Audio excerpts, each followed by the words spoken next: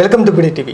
YCP party అధినేత AP మాజీ CM YS Jaganmohan Reddy ఇన్ని రోజులు ఎన్నికల ఫలితాలు వచ్చిన దగ్గర నుంచి కూడా అసెంబ్లీకి అడుగు పెడతారా లేదా అనేటువంటి విషయం గురించి సస్పెన్స్ అనేది కొనసాగడం జరిగింది.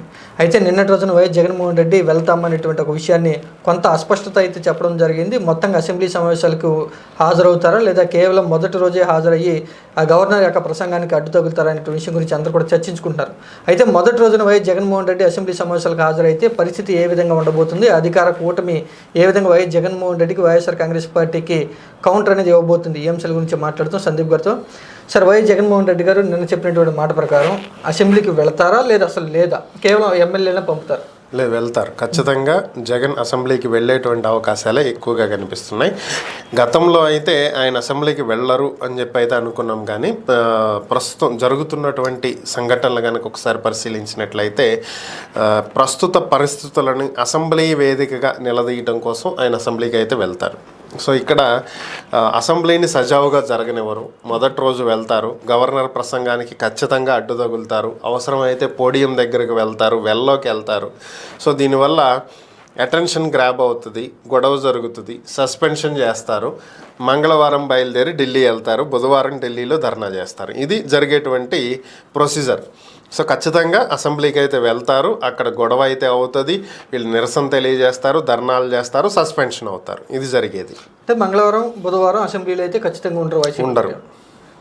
ఇలాంటి నేపథ్యంలో ఢిల్లీ వెళ్తే కనుక ఇక్కడ అసెంబ్లీలో లేకపోతే వైఎస్ఆర్ కాంగ్రెస్ పార్టీ మీద వ్యతిరేకత వచ్చే అవకాశం ఉందా? అసెంబ్లీలో లేనందువల్ల వైసీపీ మీద వ్యతిరేకత అయితే ఏముండదు. ఎందుకంటే అసెంబ్లీ గురించి పెద్దగా పట్టించుకునే వాళ్ళు ఎవరున్నారు? రియల్గా మాట్లాడుకుంటే గతంలో కూడా 2019కి ముందు కూడా సంవత్సరం పాటు జగన్ అసెంబ్లీలో లేడు. మరేమన్నా వ్యతిరేకత వచ్చిందా? 2019లో అధికారంలోకి రాలా.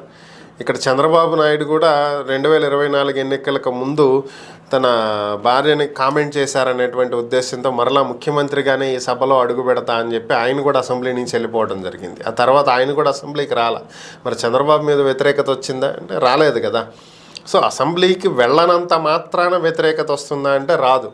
ఇప్పుడు హిందూపురం ఎమ్మెల్యే బాలకృష్ణ గారు ఉన్నారు. ఆయన ఎన్ని సందర్భాల్లో అసెంబ్లీకి వచ్చి ఉంటారు, ఎన్నిసార్లు ఆయన అసెంబ్లీలో చూసుంటాము.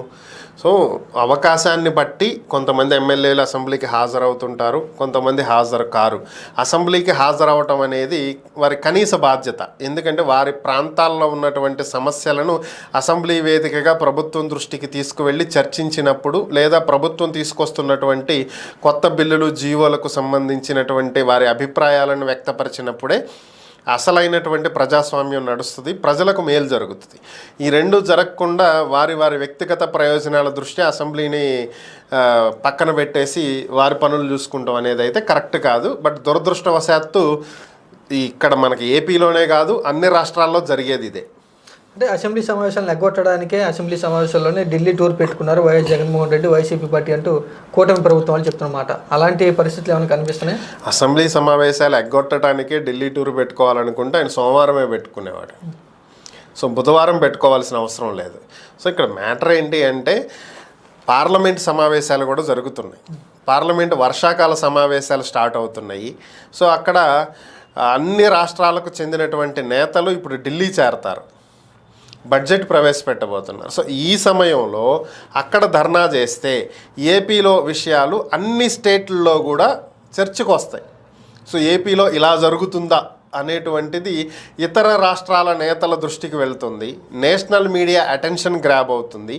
నేషనల్ లెవెల్లో దీన్ని ఒక ఇష్యూగా క్రియేట్ చేయడానికి ఆయనకు ఒక స్కోప్ దొరుకుతుంది.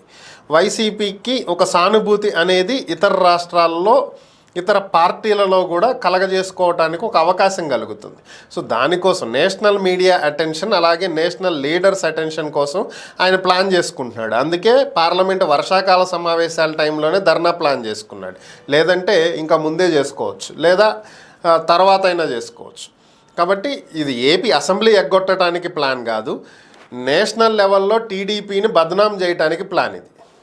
కూటమి ప్రభుత్వం ఈ అంశాన్ని ఏ విధంగా ప్రజలకు తీసుకెళ్లే అవకాశం ఉంది? అంటే అసెంబ్లీలో కేవలం కూటమి ఎమ్మెల్యేలే ఉంటారు కదా, ఏదైనా మంచి కారణంతో ఉపయోగించుకుని జనాల్లోకి ఏదైనా సందేశం చెప్పే అవకాశం వాళ్ళు పరిశీలిస్తున్నారు?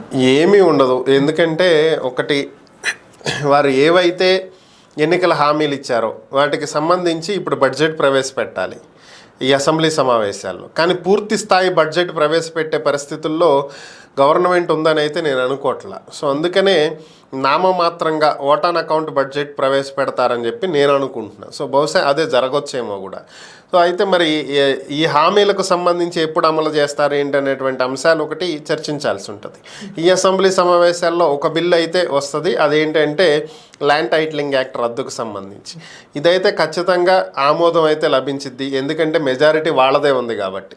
మరి శాసన మండలిలో వైసీపీ ఆమోదిస్తుందా లేదా అనేది చూడాలి, ఎందుకంటే వాళ్ళ బలం అక్కడ ఎక్కువ. ఆమోదించకపోతే మరింత వ్యతిరేకతను మూట కట్టుకుంటుంది, కాబట్టి ఆమోదించాలి. కానీ శాసన మండలిలో ఆమోదించడం కోసం చూసిన ఈ సభ్యులంతా ఢిల్లీ వెళ్తున్నటువంటి నేపథ్యంలో అక్కడ ఎవరు ఆమోదిస్తారు? సభ్యులు ఎవరు ఉండరు కదా. సో మరి ఏం జరుగుతుంది అనేది చూడాలి ఇక్కడ. సో ఇక్కడ ప్రజలకు ప్రత్యేకంగా అసెంబ్లీ నుంచి సందేశాలు ఇచ్చేవేమి ఉండవు. ఒక 3 శ్వేతపత్రాలు అసెంబ్లీలో ప్రవేశపెడతామన్నారు. 3 ఒకే రోజు ప్రవేశపెట్టరు కాబట్టి ఒక 2-3 రోజుల డిఫరెన్స్లో 3 శ్వేతపత్రాలు అసెంబ్లీలో విడుదల చేస్తారు. దాని మీద చర్చ జరగవచ్చు బహుశా. సో ఇటు వైసీపీ కూడా ఉంటే అర్థవంతమైనటువంటి చర్చ నడుస్తుంది, వైసీపీ లేని పక్షంలో ఏకపక్షంగా చర్చ నడుస్తుంది. దానివల్ల పెద్దగా ఒరిగేది ఉండదు, వచ్చేది ఉండదు ప్రజలకు. సో ఇదే ఈసారి అసెంబ్లీ సమావేశాలు మాత్రం చాలా చప్పగా ఉండేటువంటి అవకాశాలు అయితే కనిపిస్తున్నాయి. గతంలో కూడా టీడీపీ వైఎస్ఆర్ కాంగ్రెస్ పార్టీ అధికారంలో ఉన్నప్పుడు ఏకపక్షంగానే ఉండేది, ఈసారి కూడా అలాంటి పరిస్థితులు అంటారు. అంతే, దాంట్లో డౌట్ ఏం లేదు, ఎందుకంటే అది ప్రజలు ఇచ్చిన నిర్ణయం, దాన్ని ఎవరు కాదనటానికి లేదు కదా. ప్రజలు ఇద్దరికీ కూడా సమానమైనటువంటి మెజారిటీ ఇచ్చుంటే, అంటే మరి ఇంత లార్జ్ డిఫరెన్స్ కాకుండా ఒక 10-20 సీట్ల డిఫరెన్స్తో అధికారంలో కూర్చోబెట్టుంటే పరిస్థితులు వేరుగా ఉంటాయి. కానీ ఇప్పుడు పరిస్థితి అది కాదు కదా. సో కాబట్టి ఏకపక్ష నిర్ణయాలే ఉంటాయి, ఏకపక్షంగా మాట్లాడేటువంటి మాటలే ఉంటాయి తప్ప వేరేం ఉండదు.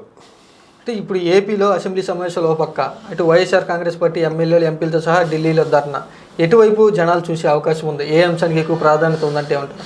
ఇక్కడ ప్రాధాన్యత అనేది పెద్ద మ్యాటర్ ఏం కాదు. ఇక్కడ ఏది చూస్తారు అంటే ఏది ఇంట్రెస్టింగ్గా ఉంటే అది చూస్తారు. ప్రజలు ఈ రోజున వారికి కావాల్సింది ఏంటి, వాళ్ళు ఏం నష్టపోతున్నారు అనేటువంటి అంశాలను తెలుసుకుంటంలో పెద్ద ఇంట్రెస్ట్ ఏం లేదు.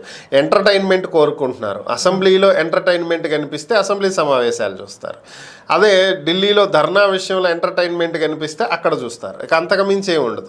వైసీపీ అభిమానులు అల్టిమేట్గా ఢిల్లీలో జరుగుతున్న ధర్నా గురించే చూస్తారు, దానికి సంబంధించి సోషల్ మీడియాలో కామెంట్లు పెడతారు. ఇంకేముంది, జగన్ ధర్నా చేస్తున్న ప్లేస్కే మోదీనే వచ్చి జగన్ని కలిసి విషయం తెలుసుకున్నాడు అన్నంత రేంజ్లో ప్రొజెక్షన్ కూడా జరుగుతుంది. ఇటు టీడీపీకి సంబంధించినటువంటి అభిమానులందరూ అసెంబ్లీ సమావేశాలు చూస్తారు. అసెంబ్లీలో శ్వేతపత్రాల్లో అది జరిగింది, ఇది జరిగింది, అంత దోచేశారు, ఇంత దాచేశారు, ఇన్ని స్కాములు జరిగినాయి, జగన్మోహన్ రెడ్డికి నైతిక బాధ్యత లేదు, అర్హత లేదు, అది లేదు, ఇది లేదు, వీళ్ళు సోషల్ మీడియాలో చేసే ప్రచారం వీళ్ళు చేస్తారు. ఫైనల్గా ప్రజలు ఏది నమ్మాలి అనేది విఘ్నతగా ఆలోచించి నిర్ణయాలు తీసుకోవాలి. Okay, thank you sir.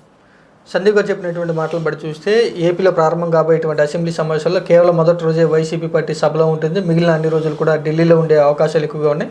సభలో కూటమిదే అధికారం ఉంది కాబట్టి కూటమిదే పై చేయనటువంటి విషయాన్ని చెప్తున్నారు.